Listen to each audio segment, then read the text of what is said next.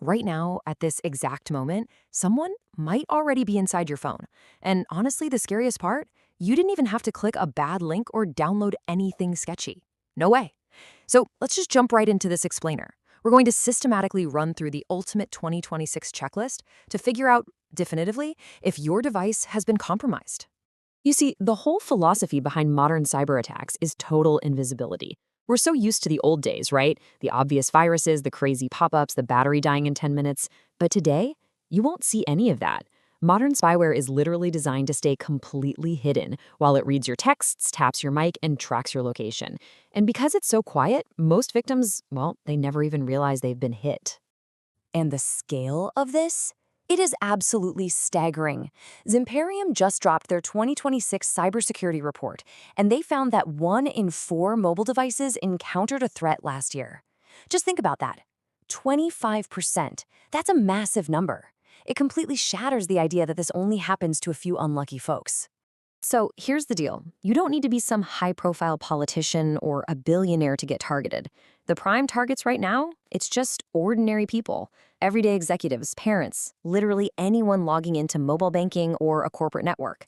If you've got location services turned on or if you handle money on your phone, you basically have a bullseye on your back. That is exactly why we need to peel back the layers of your phone's security, step by step, with 7 specific checks. All right, let's get into check number 1. Background data usage.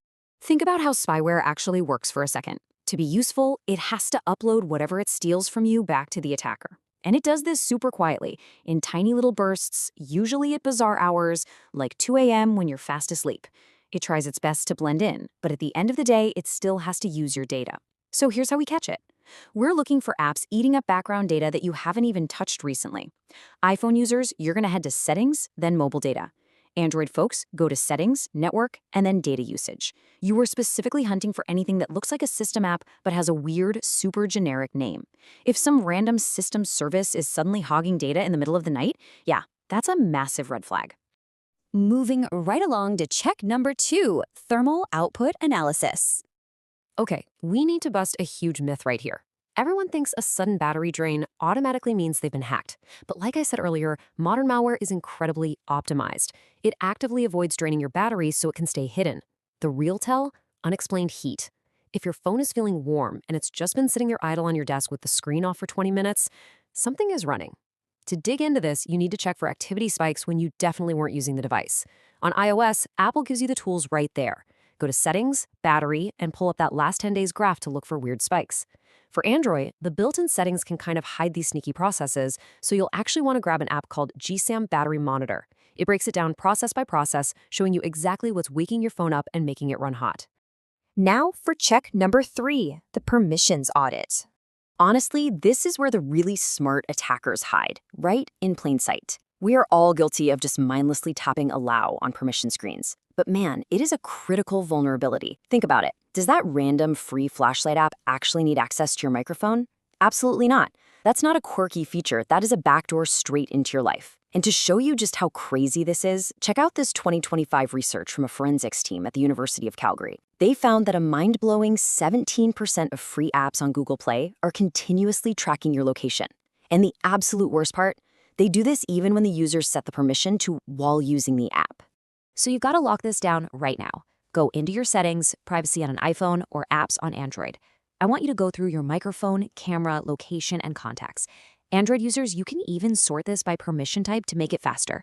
You are hunting for literally any app that has all the time access but doesn't actually need it. Find one, revoke it immediately. Seriously, don't wait on this. Let's jump into check number 4, hidden processes. Okay, now we're getting into the advanced stuff that almost every other cybersecurity guide skips entirely. We are looking for automated background processes. Because here's the thing, legitimate apps don't ping home on a perfect, robotic, to-the-second schedule. Spyware does. Here's your workaround. On Android, open your dialer and carefully type this in. *#*#4636 #*#*. That pulls up a hidden diagnostic menu. Hit Usage Statistics and look for services running with 0 user interaction. If you see something you don't recognize, Google the exact name. Now, for iPhones, Apple totally locks down the process list. But you can go to Settings, Analytics and Improvements, and then Analytics Data. Scroll through those crash logs. If you start spotting weird, unrecognized file names popping up at perfectly identical time intervals over and over, yeah, you've probably just found an automated spyware process. Check number 5 takes us off the device itself: network connections.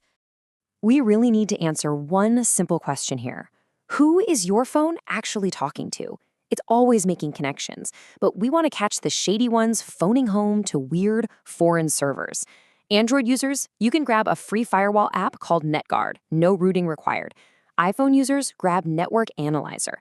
So attackers love to sneak data out using a trick called DNS tunneling.